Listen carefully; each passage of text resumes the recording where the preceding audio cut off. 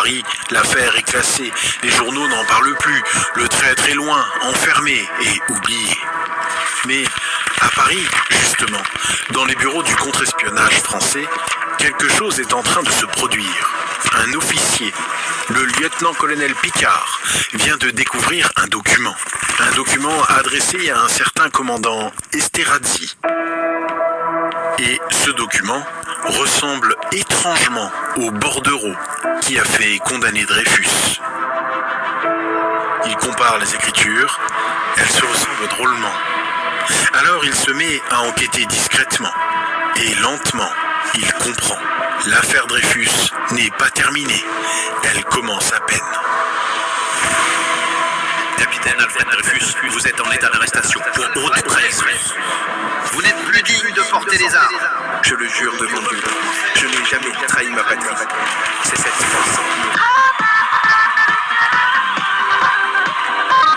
Tu chantes sous la douche ou sur scène? Passe au niveau supérieur avec La Grande Voix, le premier concours de chant des Atlantes ouvert à tous. Inscris-toi maintenant sur les-atlantes.fr jusqu'au 8 avril. À la clé, journée en studio, cadeau et peut-être la victoire. La Grande Voix, et si c'était toi?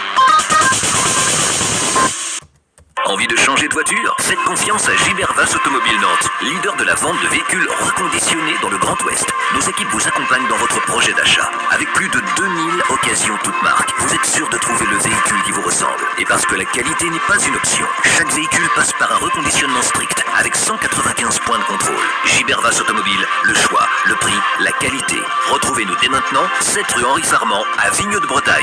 Pour les trajets courts, privilégiez la marche ou le vélo.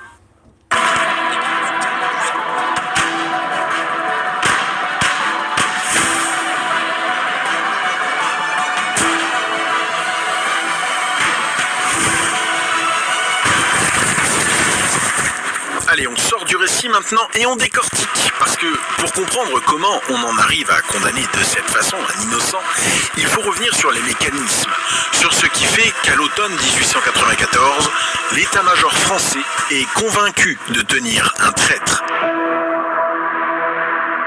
Tout commence donc avec un bout de papier, le bordereau.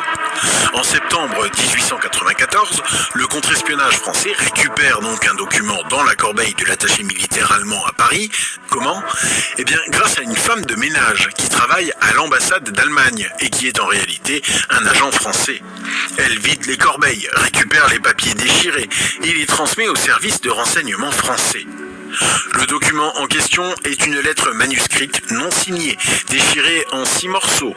Une fois recollée, on y lit 5 phrases. L'auteur propose de transmettre à l'Allemagne plusieurs documents militaires français.